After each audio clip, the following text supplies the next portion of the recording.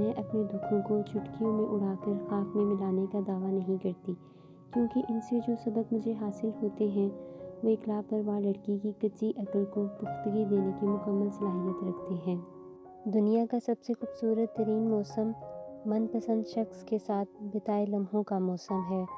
موسم گزر جاتے ہیں، وقت بیت جاتے ہیں، لیکن من پسند شخص کے ساتھ بیتے لمحوں کی حدت ہمیشہ قائم رہتی ہے۔ اگر آپ ایک چادر لے کر سو جائیں اور اٹھنے پر آپ کے اوپر چادر کی بجائے رضائی ہو تو سمجھ لو اس محبت کا نام ماں ہے۔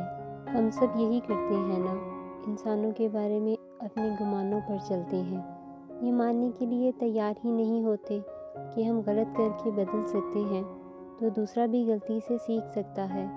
توبہ کے دروازے پر کسی ایک انسان کا نام تو نہیں لکھا ہوتا۔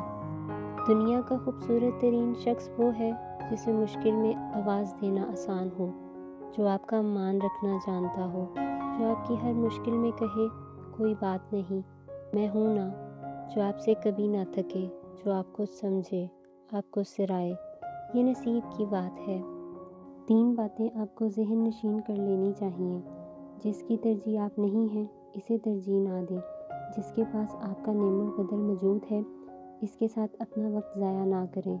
جو آپ کی جگہ کسی اور کو بٹھا سکتا ہے وہ آپ کی جگہ ہی نہیں۔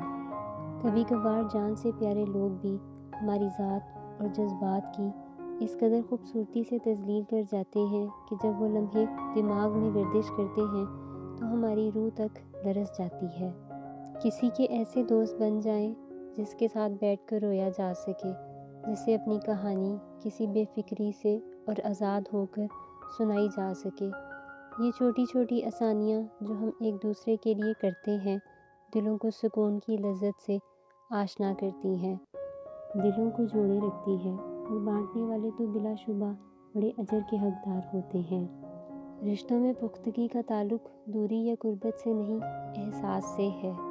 اگر احساس ہے تو اس کی مہک ہم کوسوں دور رہ کر بھی محسوس کر سکتے ہیں، اور اگر احساس نہیں ہے تو ایک چھت تلے بسنے والے بھی ایک دوسرے سے غافل اور بے نیاز رہتے ہیں۔